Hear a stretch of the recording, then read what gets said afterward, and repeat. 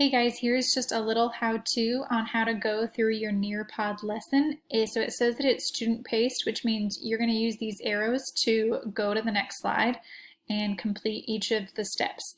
So let's say I have clicked on my link that was in my Remind, and I've gotten to this Nearpod page, and so I see all of the things I'm going to go through.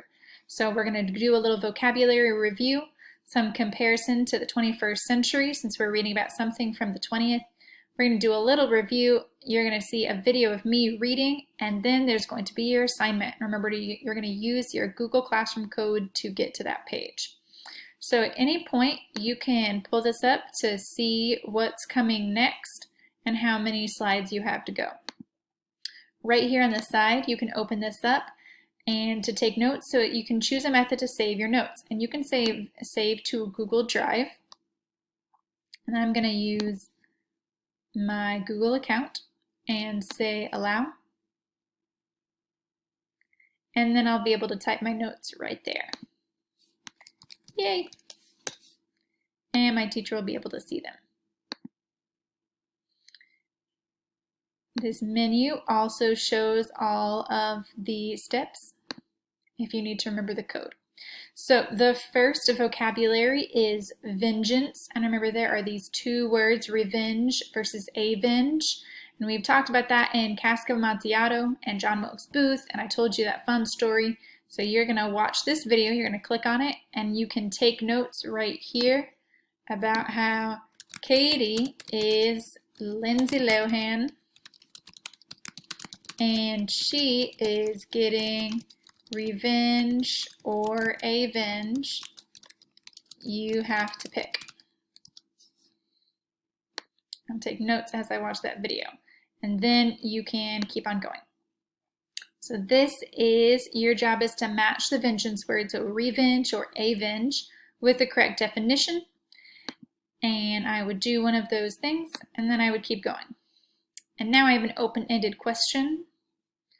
Would it be better to avenge someone instead of just getting revenge for yourself? I'm going to say, I think that revenge is better because then you can get back at someone directly. Woohoo!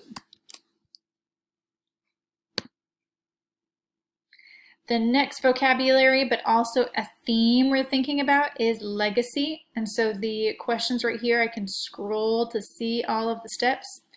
And there are no questions here. It's just really helping you understand this video. So you'd click on the video. It's about Malala, the girl who was attacked by the Taliban for trying to go to school. And I just am telling you about how reactions from her country and the world show that they were going to fight for her cause even if she had died. And her bravery motivated others to change. So I'm going to take a note of that. This tells me legacy has to do with what happens later in the future. Good notes, Mr. Luna. And then using that, I'm going to contribute, how can the idea of a legacy create hope? So if I look at this quote by Malala, she said, if we believe in something greater than our lives, then our voices can only multiply when they are dead. So the idea of a legacy, how can the idea of your future create hope, especially in times when it feels hopeless? Like I know right now a lot of you guys feel frustrated because you can't go out and you want to do things and it seems like things keep happening to you. But remember, you are not just what has happened. We can't change what happened in the history, but you can do something about it in the future. So I'm going to say you can create your own hope for the future. And that connects back to that poem we read about hope is a thing with feathers. And it just depends on if you guys think you can create hope or if hope is always there. So I'm going to do that. And whenever you guys go through your Nearpod, you'll be able to see what your classmates said and you can respond to them or like them and you'll be able to interact. So I'm going to keep going. So there's also the possibility of changing a legacy. And there's this another video about how the Confederates, who were the Southern slave owners during the Civil War, they set up all these statues that were honoring their generals all around the South. And so this video is just an example of in 2017 when they decided to take down those statues, because it's kind of embarrassing to have the statue of a racist in your city when you don't want your city to look like it's a racist place. So you can't change history, but they wanted to change their legacy or their impact on the future. So I'm going to also make a connection and say changing legacy can create hope after you are gone.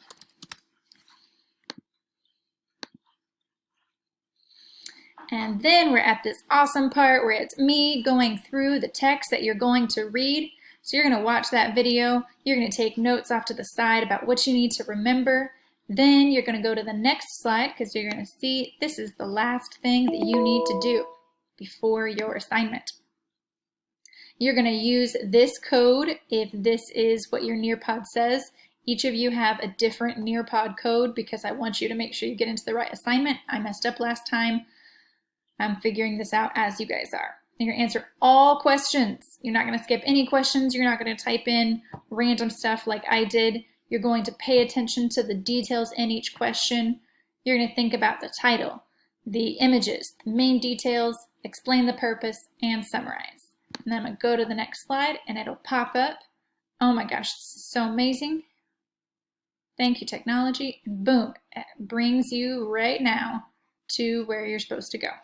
All right, so I hope that this was helpful and you guys have a great day.